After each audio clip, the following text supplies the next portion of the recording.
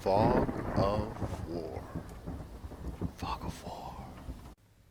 Hey guys, welcome to Fog of War.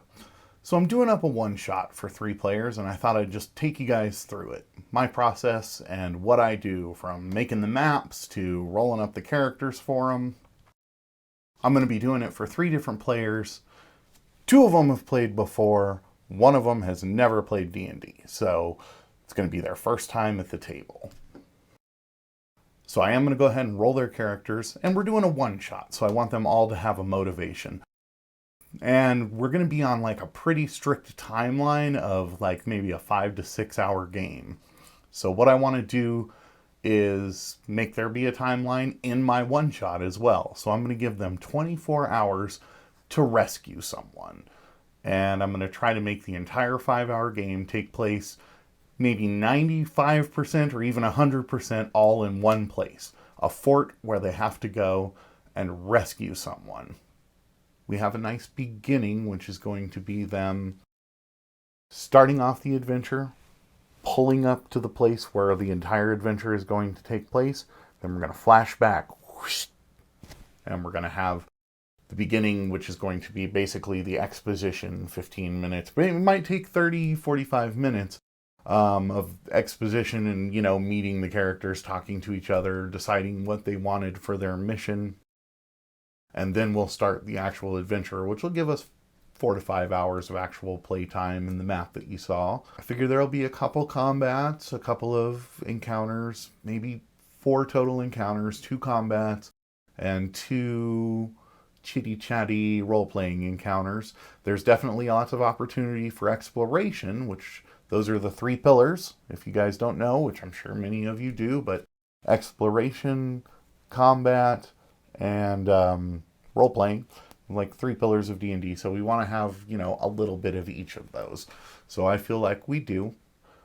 When they go back and do the flashback at the beginning, and they're meeting each other and being given their mission, I'm going to lay out the map of where they're going, and I'm going to tell them, how do you guys want to get into this place? What are some of your ideas? And I'm going to let them discuss it for about 15 minutes. Maybe I'll even leave for a few minutes. And then when I come back, I'll say, what supplies can we supply you with as the government? What do you need? We want enemy soldier uniforms so we can sneak in. Let's see what they come up with. It could make it really interesting. So we'll give them an opportunity to do that. That could be a lot of fun. I'm going to go ahead and read to you what I've written down here as my plan for this one shot. One shot should last 5 to 6 hours. Tell plot at the beginning, give players 15 minutes to discuss, and then make reasonable requests of items to bring along. I'm thinking enemy uniforms, but we'll see what they come up with. The Empire has established a new provisional government over the recently conquered lands of Telsin. It has been discovered that a high-ranking member of Imperial Intelligence, Osco Stoutbridge, is in the hands of a holdout faction of the old government of Telsin. Osco is going to be executed in 24 hours. You 3 have been called together to act as a specialized strike team to get him out. And one of my ideas right now is that Osco may have let himself be captured. In the moment, I kind of will probably make that decision. One of the nice things about having a 24-hour time limit and only a 5 to 6 hour game is I can push time forward quickly if I need to. If we're getting close to the end of our 6-hour session and I feel like they still have a long way to go, I can make time pass somehow.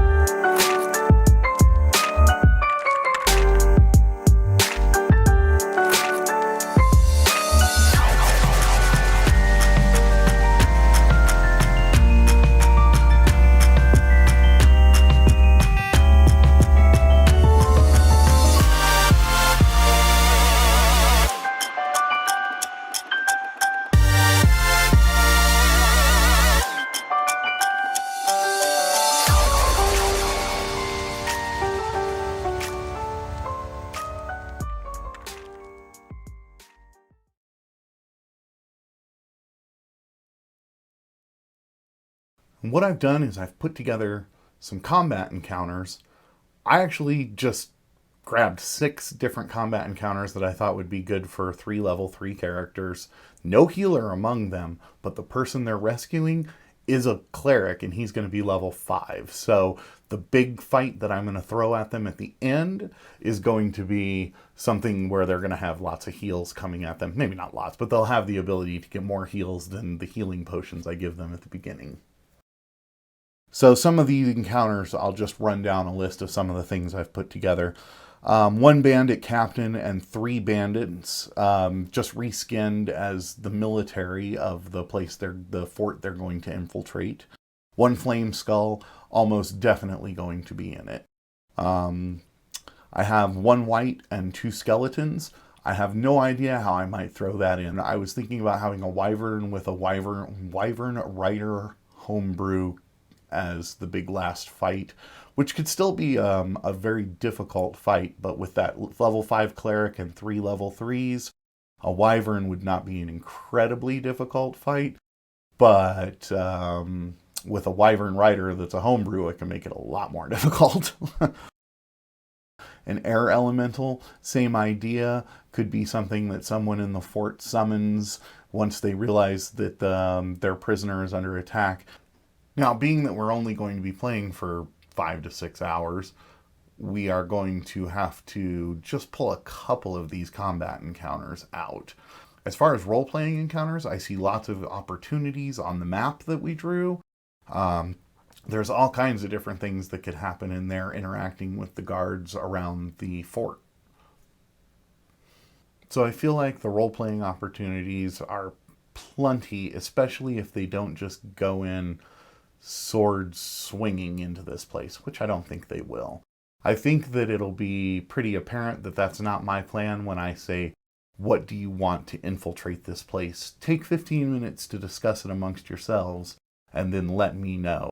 And, then I will come back. I think I'm just going to step away from the room for 15 minutes, and then when I come back, I'll be like, what do you want? I think that'll make it pretty clear that there are better ways to go in here than guns blazing.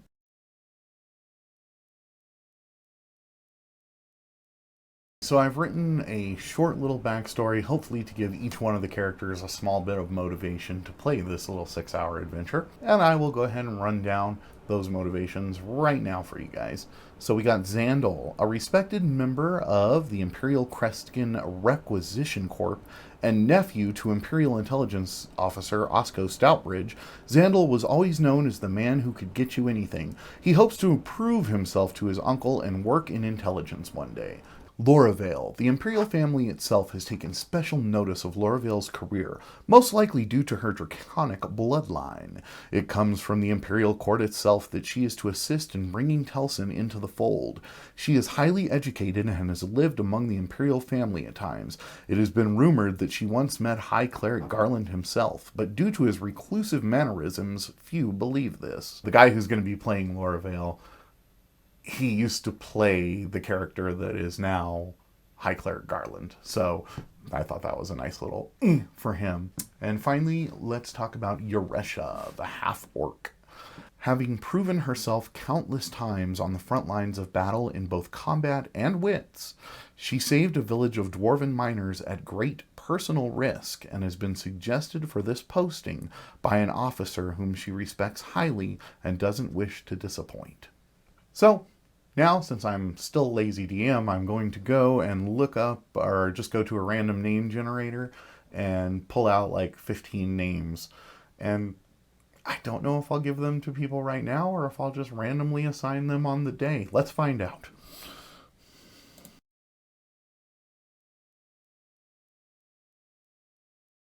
You'll notice that I didn't really talk about writing out a description for each room in the maps that I drew because I don't do that. That's something that I just kind of do as I'm making the map. I come up with like, oh, okay, this is a bedroom.